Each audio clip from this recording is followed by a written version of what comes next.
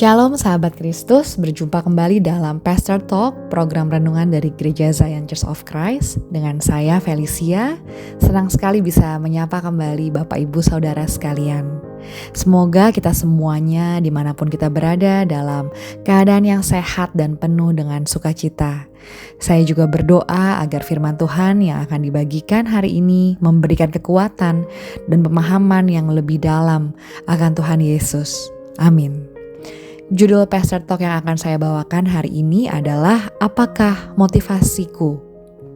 Dalam Kamus Besar Bahasa Indonesia, pengertian motivasi adalah dorongan yang timbul pada diri seseorang secara sadar atau tidak sadar untuk melakukan suatu tindakan dengan tujuan tertentu. Motivasi tentunya ada yang benar dan ada juga yang salah. Semuanya tergantung dari dorongan yang timbul dari hati manusia itu sendiri. Ada yang bekerja dengan tekun motivasinya agar diperhatikan oleh pimpinan sehingga dapat dipromosikan. Tapi ada juga yang motivasinya salah mendekati pimpinan untuk menjatuhkan karyawan lain. Ada yang belajar dengan rajin motivasinya agar dapat diterima di universitas dengan beasiswa untuk meringankan beban orang tuanya. Tapi ada juga yang belajar rajin motivasinya agar diberikan hadiah oleh orang tuanya. Ada yang di depan orang bersikap ramah, motivasinya agar disukai dan diterima oleh banyak orang. Padahal sifatnya di rumah sangat berkebalikan. Sampai orang rumahnya pun bingung dengan sikapnya dengan orang-orang luar. Dan masih banyak lagi contoh motivasi yang benar ataupun yang salah. Bagaimana dengan motivasi yang diceritakan dalam Alkitab? Adakah contoh motivasi yang tidak benar? Dalam Kisah Para Rasul 5 ayat 1-11 diceritakan tentang Ananias dan Safira yang mengatakan bahwa mereka telah memberikan seluruh hasil penjualan tanah mereka kepada rasul-rasul. Padahal kenyataannya mereka menyimpan sebagian untuk diri mereka sendiri. Hal ini terjadi karena motivasi mereka didorong oleh keserakahan, keinginan untuk terkenal dan mendapatkan pujian dari orang lain. Pada akhirnya keduanya harus mengalami kematian akibat motivasi yang salah. Contoh motivasi yang salah lainnya adalah kisah Yudas Iskariot. Diceritakan bahwa Yesus sudah tahu dari semula bahwa Yudas akan mengkhianati dia. Dalam Yohanes 6 ayat 64 Yesus berkata, "Tetapi di antaramu ada yang tidak percaya, sebab Yesus tahu dari semula siapa yang tidak percaya dan siapa yang akan menyerahkan dia." Namun di tengah kelemahan yang dimiliki oleh Yudas, Yesus tetap mau memproses karakternya dan juga memurnikan motivasinya. Terbukti dengan Yesus menempatkannya sebagai bendahara. Tapi Yudas tetap jatuh dalam godaan. Walau Yesus sudah menegurnya, dia mencuri kas yang disimpannya dan akhirnya menjual Yesus demi 30 uang perak. Pada akhirnya motivasi yang salah dalam mengikuti Yesus membuat Yudas menyesal sudah mengkhianati Yesus dan mengakhiri hidupnya.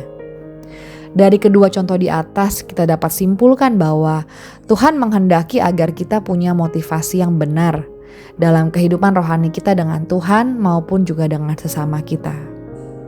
Dalam kehidupan rohani kita dengan Tuhan, apakah motivasi kita untuk ikut Tuhan adalah agar kita diberkati?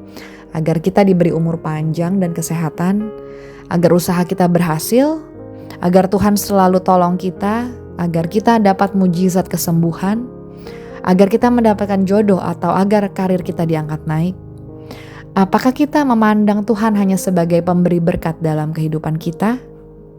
Tentunya kita beriman bahwa Tuhan pasti memberikan berkat kepada kita. Tapi janganlah itu menjadi dasar dari motivasi kita untuk mengikut Tuhan. Kalau motivasi kita untuk mengikut Tuhan hanya mengejar berkat duniawi saja, apa bedanya kita dengan orang dunia yang fokusnya mengejar kekayaan semata? Lantas apa motivasi yang benar dalam mengikut Tuhan? Yang pertama, membangun hubungan dengan Tuhan. 1 Yohanes 4 ayat 19 dikatakan kita mengasihi karena Allah lebih dahulu mengasihi kita. Yohanes 3 ayat 16 juga mengatakan, karena begitu besar kasih Allah akan dunia ini sehingga ia telah mengaruniakan anaknya yang tunggal, supaya setiap orang yang percaya kepadanya tidak binasa, melainkan beroleh hidup yang kekal.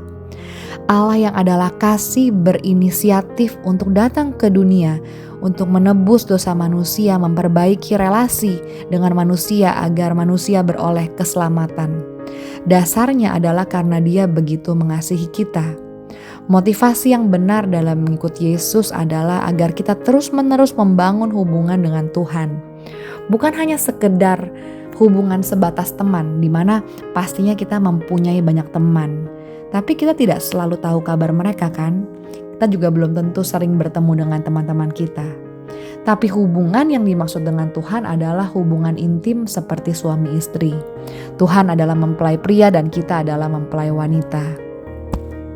Hubungan suami istri ini berbeda dengan hubungan antar teman.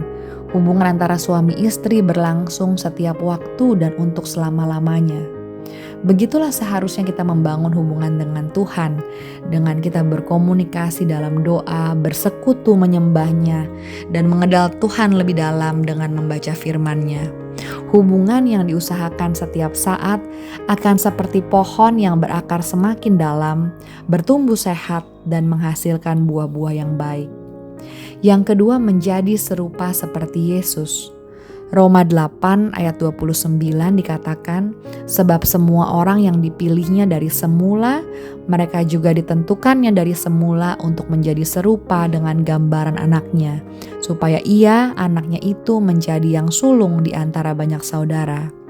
Pada saat kita mengikuti Yesus dengan motivasi yang benar, 1 Yohanes 2 ayat 6 mengatakan, barang siapa mengatakan bahwa ia ada di dalam Dia, ia wajib hidup sama seperti Kristus telah hidup.